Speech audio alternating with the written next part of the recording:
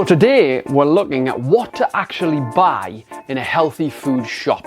We've just been to Aldi in South Shields, my local town, and we've just went round a few of the shelves to buy what I personally would usually buy for my healthy diet. Now you might be just starting off on your healthy routine, or you might be looking for some more inspiration, and this will give you a great idea on what you should have in your weekly shop. Now obviously this probably wouldn't last a whole week, maybe 4 to 5 days, but it's going to give you some amazing examples of what you should be putting in your trolley or your basket and what you should be getting regularly when it comes to food shopping. So let's go through it bit by bit. When you go food shopping, you've got to go with the idea of, especially if you're trying to look after yourself, right, of distancing yourself from the things that you know are your downfall. For example, ice cream. For example, pizza, chips, easy things, right? Most of this is fresh food that needs cooked fairly quickly.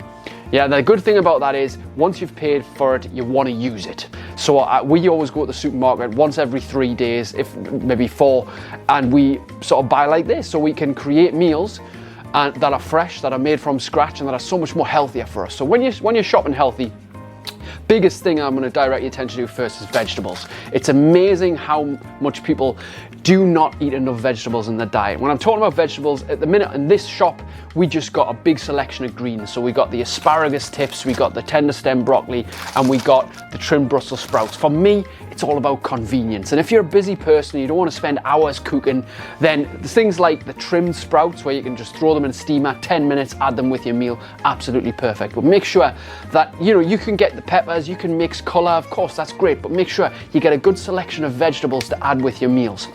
Now, when it comes to the protein side of things, I'd like to try and vary my protein.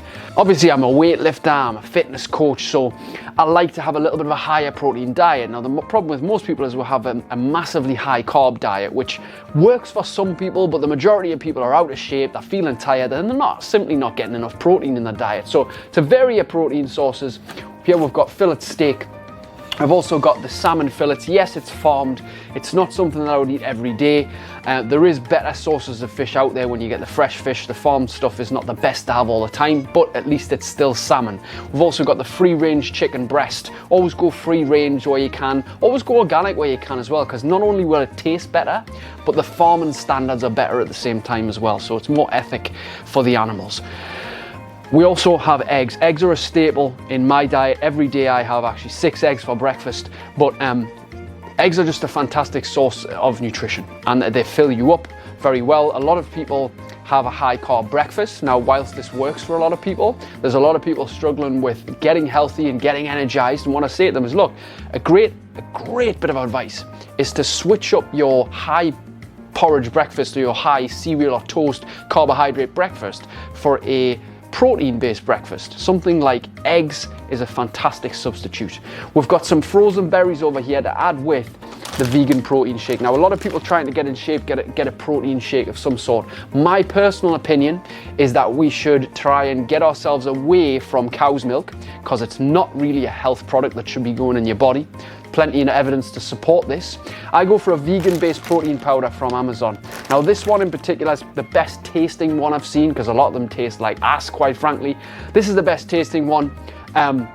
Blended with some frozen berries, it's absolutely lovely. A lot of flavor in there, and it's a very natural plant-based protein. Considering, especially since I have quite a high meat protein diet, and maybe you yourself do, or get proteins from other sources, the milk side of things from cow's milk is something that we really should be trying to stay away from as much as possible. Saying that, I do have an actual cow's milk product here, which is the natural yogurt with the live enzyme cultures in. So the natural yogurt, low fat. Most people like a bit of yogurt, something a bit sweet to add at the end of meals or have as a nighttime little snack. Much better than indulging in a full Cadbury's dairy milk and all the other garbage and Haribos and stuff that you might eat as sweet. So the yogurt is a little bit better for you when it comes to that something sweet, and especially if it's got the live enzymes in, it can actually help with your digestion. As well, we've got some onion here and some garlic, which is a great base for just cooking things from scratch. Onion, garlic, you could roast peppers and mushrooms and spices and make yourself a nice curry with the chicken, for example.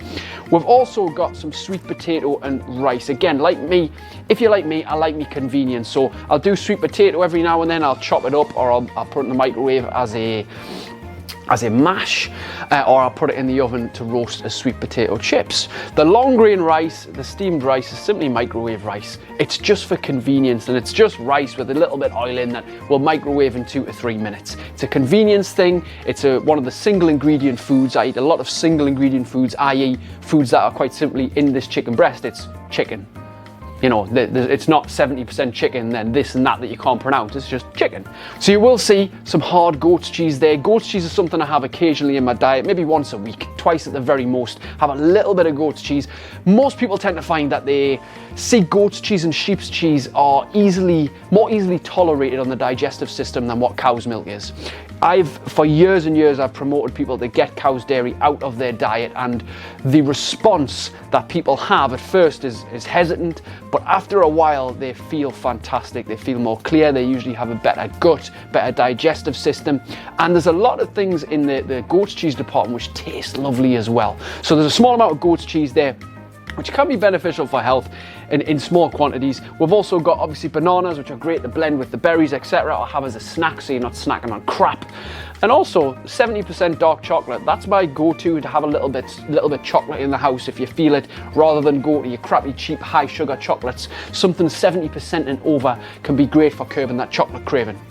Big bottles of water, paramount. If the bottle of water is too small, you're probably not going to drink enough. If it's big and it's bulky and it's on your desk at work, or you've got it at home, you see it, you want to drink it. At least 2 litres every day for every one of us as a minimum over here.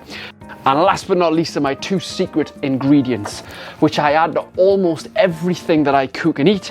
Pink sea salt, which is not the bleached white salt, which has a lot of the minerals removed from. It's the natural pink Himalayan sea salt, which you can get from Aldi and other places as well. So it's naturally quite pink.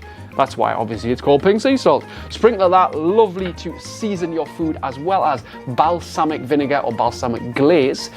This is made from grape must, and it is just a lovely little small sweetness and flavouring to almost any meal to add over the tops. These are my 2 go-to seasonings, which are very low calorie and very much tasty at the same time. So there you have it.